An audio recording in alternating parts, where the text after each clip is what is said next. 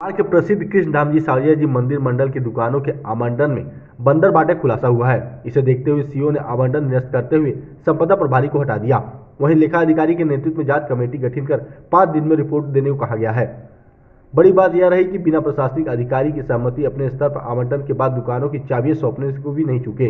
एक संविदा कर्मी की पत्नी को भी दुकान आवंटन की बात सामने आ रही है। जानकारी सामने आई कि यह दुकानें वाजिब हकदारों को नहीं मिलनी चाहिए थी, क्योंकि कई विस्थापित अब भी दुकानें के इंतजार में हैं, उन्हें आवंटन नहीं हुआ। वहीं रिंग रोड में जिन लोगों की कृषि भूमि गई है, उन्हें भी कई लोग दुकानों के वंचित रह गए। दुकानों के वास्तविक हकदारों को दरकिनार करते हुए बोर्ड के पदाधिकारी और कर्मियों को रिश्तेदारों को आवंटन कर दिया गया। इस संबंध में कुछ लोगों द्वारा मुख्य कार्यपालक अधिकारी को शिकायत के बाद पूरी करतूत सामने आई है।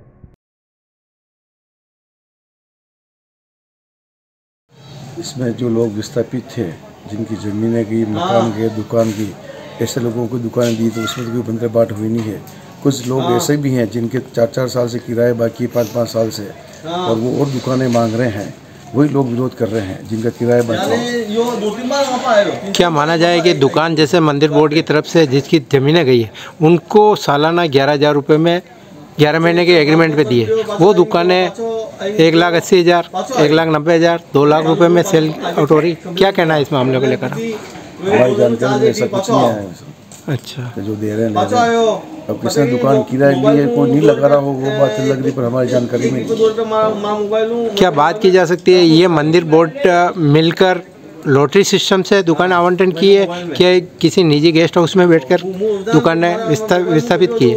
मंदिर ऑफिस में हुई होगी, निजी गेस्ट में क्यों होने लगी? मंदिर का मामला मंदिर के अंदर ही हो गया, वहीं होगा ऑफिस में। क्या ये बोर्ड ने जो निर्णय लिया वो सही लिया, गलत लिया है? बोर्ड ने जो निर्णय लिया सही लिया। जिन लोगों को पहले अतिक्रमण कर रखा था उनको हटाया था, तो उनको वापस आश्वासन दिया बोर्ड ने, हम आपको वापस बिठाएंगे। ऐसे लोगों को वहाँ बिठाया भी दुकानें।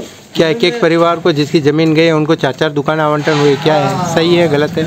उनको जितने अवार्ड होंगे उस हिसाब से दुकान देंगे।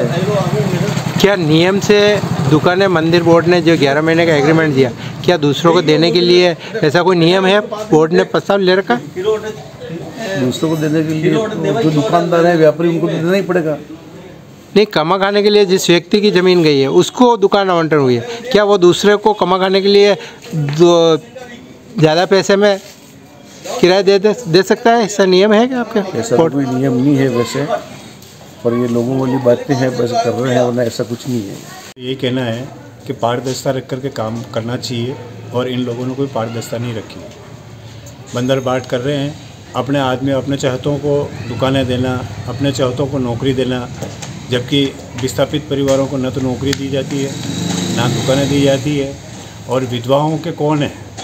आज विधवाओं को बिल्कुल ही इन्होंने ये दरकिनार कर दिया कि न तो नौकरी है न दुकान है, तो आज उनके कौन है कमाने वाला? इन्होंने कोई पारदर्शिता नहीं रखी है, बंदर बाट की है, अपने सब चमचे और चापलूसों को भर्ती कर रखी है, और अपने परिवार को फ़ायदा पहुंचाने के लिए ये प्रयास कर रहे हैं ये लोग। क्या सर ये लॉटरी सिस्टम से दुकान आवंटन हुई कि कोई लॉटरी के मंदिर बोर्ड के अधिकारी बैठ के इसमें आवंटन कर किया है? क्या कहना? ना तो कोई लॉटरी सिस्टम से होती तो सबके सामने होती। तो कहाँ किया इन्होंने प्राइवेट गेस्ट हाउस में जा कर के, और वहाँ बैठ कर के इन्होंने इस चीज़ का बंदर बाट की है। अच्छा,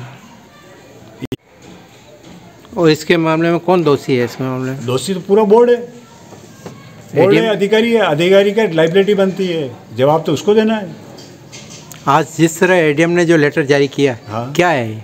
तो करना चाहिए इसको, उसकी अनदेखी में काम हो रहा है, और बिगड़ जानकारी के आप बंदर बाट कर रहे हो तो नोटिस देना वाजिब है, और दिया है तो अच्छा है। इसकी जांच होनी चाहिए, और सही जांच होनी चाहिए। आप क्या चाहते हो उसमें? जांच होनी चाहिए, और दोषी व्यक्तियों के खिलाफ में कार्रवाई होनी चाहिए। उनको डायरेक्ट सस्पेंड करना चाहिए, चाहे परमानेंट हो और चाहे कॉन्ट्रैक्ट बेस वाला हो। तो ये एक संपदा अधिकारी के ऊपर ही आना चाहिए मंदिर बोर्ड का, तो क्या उसमें वो इसमें इन्वॉल्व है? संपदा अधिकारी इन्वॉल्व कौन है, कौन नहीं? कमेटी बनी हुई है, और किन किन आदमियों को ये जिम्मेदारी दी है, उन आदमियों को चाहिए। नहीं तो उनके खिलाफ में एक्शन लो, अधिकारी को एक्शन लेना चाहिए, डायरेक्ट सस्पेंड करना चाहिए उनको। नियमों को तो नियम तो बनाए इन्होंने, पर नियमों को ताक में रखकर भाई भतीजावासी दुकानें दी, और कोई लॉटरी का आवंटन नहीं। लॉटरी नाम मात्र की उसने सीडी बनाई और अपनी मन मर्जी से नंबर निकाले। क्या माना जाए कि एक दुकान जिस परिवार की ज़मीन गई है उस ज़मीन का उनको मुआवजा भी मिला है और प्लॉट भी मिला है, और जिसकी दुकान गई है उनको प्लॉट भी मिला है, पैसा भी मिला, मुआवजा भी मिला, फिर क्या मंदिर की बोर्ड की तरफ से दुकानें आवंटन की गई है जिनकी ज़मीनें गई, क्या दुकान उनको 11 महीने का एग्रीमेंट पे दी गई है। 11,000 रुपये मंदिर बोर्ड में जमा होता है, परंतु वो दुकानें 1,90,000, 2 लाख, 2,80,000 रुपये में दूसरे को सेल आउट कर रहे हैं। क्या कहना है इस काम में? ये बिल्कुल सत्य है। 2 लाख, 2.5 लाख, 3 लाख, 4 लाख, 5 लाख, कोई सीमा नहीं। रोज सोने के अंडे देने वाली मुर्गी समझ रखा दुकानदारों ने, और इसी प्रकार बंदर बांट हुई है। बाकी अगर इनकम नहीं होती तो इस प्रकार दुकानों की बंदर बांट नहीं होती है। और किनके एक अवार्ड पर किन्होंने तो 4-4 दुकानें ली, 8-8 दुकानें ली। बाकी बहुत सारे ऐसे हैं जो 4-4 भाई होते हुए भी उनको एक दुकान ही मिली। क्या माना जाए कि पूर्व चेयरमैन सत्यनारायण जी के टाइम में प्रस्ताव लिया गया कि जिनकी खेती की ज़मीन गई है उनको प्रस्ताव भी लिया गया उनको स्थापित करना, क्या है वास्तव में नियम को ताक पे रख पे काम किया कि बिना नियम से इन्होंने किया? ये जो दुकानें आवंटन की या किसी निजी गेस्ट हाउस में बैठ के इन्होंने सिस्टम बनाया या फिर मंदिर बोर्ड शामिल होकर इसमें काम किया? पेपर की न्यूज़ से तो यही लग रहा है कि गेस्ट हाउस में ही हुआ उनका। मंदिर बोर्ड के तो कुछ क्रम जो बोर्ड पदाधिकारी है वो शामिल है, और उन्होंने बैठ के मन मर्जी से उनके हिसाब से की दुकान है। क्या माना जाए इनके खिलाफ कोई एफआईआर दर्ज होनी चाहिए? बिल्कुल होनी चाहिए। ये तो बहुत बड़ा घोटाला है। जांच होगी तो काफ़ी कुछ इनके खिलाफ कार्रवाई होने जैसे सबूत तथ्य मिलेंगे। और सीओ अभी बदला जो इनको निलंबित करने का ये जो किया तो उसका बचाव का रास्ता है सीओ के। सीओ काफ़ी 8-10 दिन से चल रहा है, तो सीओ के संज्ञान में खुद के था, तो इनको पहले एक्शन लेना चाहिए। तो अभी तो सीओ अगर सही जिम्मेदारी समझे तो उनको सीओ को भी एफआईआर दर्ज करना चाहिए मंडिया थाने में। क्या अभी जो मंदिर बोर्ड के जो कर्मचारी थे उनको निलंबित किया है, क्या कहना है? जांच की जाए इनके पुराना सब कार्यकाल की, और जितने भी दस्तावेज वगैरह यहाँ है जो रिकॉर्ड पे ऑन रिकॉर्ड है उनको जब्त करके उनके खिलाफ भी मामला दर्ज करवाना चाहिए अगर दोषी पाए जाते हो तो। इसमें मंदिर बोर्ड जिम्मेदार है? बिल्कुल, मंदिर बोर्ड ही मनमानी कर रहा है। बाकी बोर्ड का तो काम इतना है, खाली केवल प्रस्ताव ले सकता है, बंदर बांट नहीं कर सकता है। पर इन्होंने मन मर्जी से जाते जाते बंदर बांट करके अपने ये व्यारे कर रहे हैं। तो आगे आप क्या चाहते हो? आगे इसकी निष्पक्ष जांच हो और इनके खिलाफ मामला दर्ज करवाया जाए सीओ द्वारा मंडिया थाने में, और इसकी निष्पक्ष जांच, और दूध का दूध और पानी का पानी होना चाहिए। जो भविष्य में आने वाला कोई भी ऐसे कदम नहीं उठाए हैं। ये मंदिर की आस्था का सवाल है। ख्याति प्राप्त मंदिर के लिए मतलब ऐसे घोटाले आए दिन होते रहते हैं। मंदिर में भंडार से निकलने वाली अफीम का कोई अता पता नहीं है, सब बांटने में जा रही है इनकी अफीम।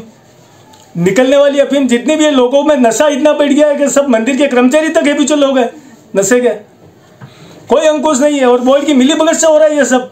कैमरे के जहाँ अफीम भंडार की काउंटिंग होती है, जहाँ टब अफीम का रखते हैं उसके ऊपर कोई कैमरा नहीं है, उसको टेढ़ा करके रखते हैं। उस जगह बैठते हैं जहाँ कोई कैमरा नहीं लगा हुआ हो, कहीं कैमरे में नहीं आ जाए।